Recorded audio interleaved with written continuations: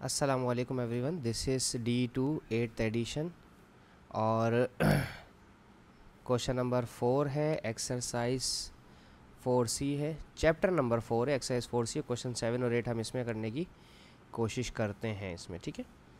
Factorise each of the following expressions completely. Okay, completely करने की कोशिश करेंगे। x/2 यानी कि y square z² minus x square y3, ठीक है। x की वैल्यू पहले माइनस कॉमन लें, दोनों के पास x अवेलेबल है, एक के पास 1 है और एक के पास 2 हैं, तो हम कम वाला लेंगे। फिर फर्स्ट टर्म में y 2 हैं और सेकंड टर्म में y 3 हैं, तो 2 वाले y कॉमन ले लेंगे, जो कम वाले हैं वो कॉमन लेते हैं। पहली टर्म से x गया, y 2 चले गए, z 2 बच गए, तो हम यहाँ लिख देंगे z²। माइनस बाहर चला गया इसलिए प्लस बचेगा, यहाँ से x 1 बाहर चला गया तो 1x बचेगा, और यहाँ से 2y बाहर चले गए, 1y बचेगा, तो यहाँ पर 1y लिखेंगे, ठीक है। दैट्स इट, इसके ज़्यादा ये और फैक्टराइज हो नहीं सकता। Part B, 12 A2 B3 plus 6 A3 B2 minus 2 A2 B2, ठीक है। तो ये सब 2 के टेबल में आएंगे, 12B 6B और 2B। A2 यहाँ पर है, A3 यहाँ पर है, A2 यहाँ पर है, तो A2 कॉमन लिए जा सकते हैं, ठीक है। उसके बाद B3 इधर हैं, B2 इधर हैं, B2 इधर हैं, तो B2 कॉमन लिए जा सकते हैं कम वाले, ठीक है। 2 के टेबल में 12 आता है 6 टाइम्स, तो आप लिखेंगे 6 ब्रैकेट के अंदर।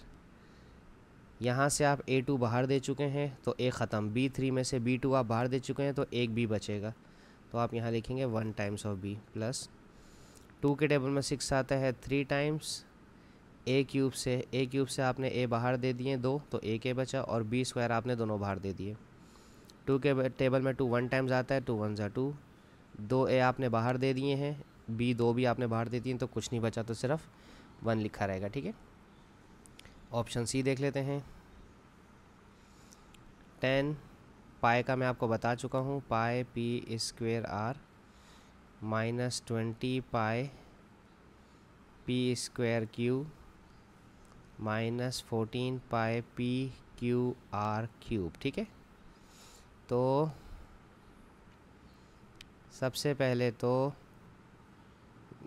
ये 10 और 20 और 14 2 के टेबल में आते हैं लाजमी।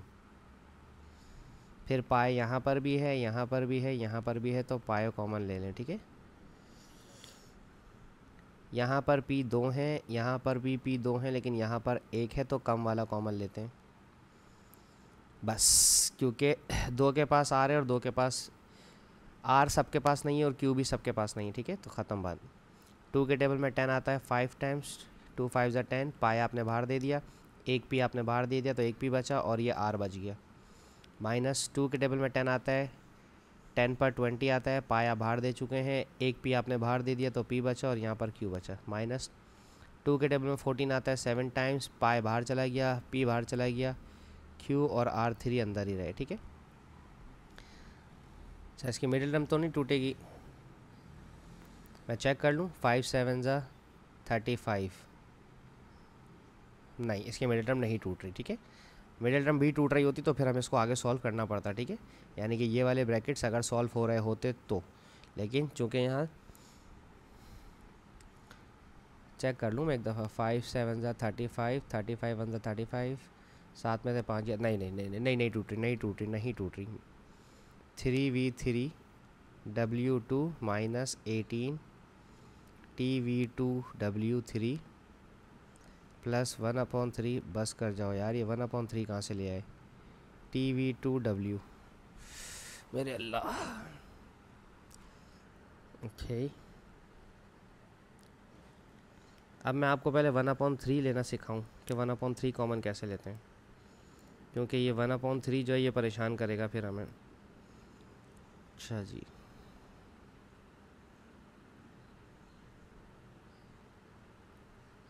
मैं एक काम करूं, 3 इधर से भी कॉमन लूँ, इधर से भी कॉमन लूँ, यहाँ से 1/3 कॉमन आएगा। इसको कॉमन लेने के लिए मुझे आपको एक चीज़ समझानी पड़ेगी, इक्विवेलेंट फ्रैक्शन समझा रहा हूँ। देखें 1/3 ये 1 2 ज़ा 2 और 3 2 ज़ा 6 होता है, ठीक है। 1 का टेबल पढ़ेंगे 1 2 3 और 4 और 5, ठीक है। और 3 का टेबल पढ़ेंगे 3 1 ज़ा 3, 3 2 ज़ा 6, 3 3 ज़ा 9, 3 4 ज़ा 12 और 3 5 ज़ा 15, ठीक है। मुझे ये वाला फ्रैक्शन चाहिए 3 और 9 वाला। उसकी वजह क्या है कि फिर मैं कॉमन निकाल पाऊँगा, तो 3v³ और w² माइनस 18tv² w3। मैं अगर यहाँ 3 लिख रहा हूँ तो यहाँ पर मुझे 9 लिखना पड़ेगा। 3/9 को सॉल्व करेंगे तो 1/3 ही आता है, ठीक है। tv² w। अब 3 कॉमन ले सकता हूँ, पहले 3 कॉमन लूँगा, तीनों के पास 3 है। और v2 दोनों के पास, तीनों के पास है, और w, ठीक है। पहली टर्म से 3 गया, v2 चले गए तो v1 बचा, एक w चला गया तो w बचा, माइनस 3 6 ज़ा 18 t, v2 बाहर चले गए, एक w बाहर चले गए तो w2, प्लस 3 बाहर चले गया तो 1 बचा ऊपर और नीचे 9 t, v2 बाहर चले गए, w बाहर चला गया, कुछ नहीं बचा, तो बस दैट्स इट। ये था थोड़ा सा सवाल जो आपको शायद परेशान कर सकता था, ठीक है। अच्छा, अब इसकी मिडिल टर्म तो टूटनी ही नहीं है, ठीक है। प्लस करने पर तो कभी भी नहीं आएगा, ठीक है ना। वो अब वो छोड़ दें, मैंने प्लस करने को क्या बोला, सही है। अच्छा, अब इसके बाद हम देखेंगे क्वेश्चन नंबर अपना 8।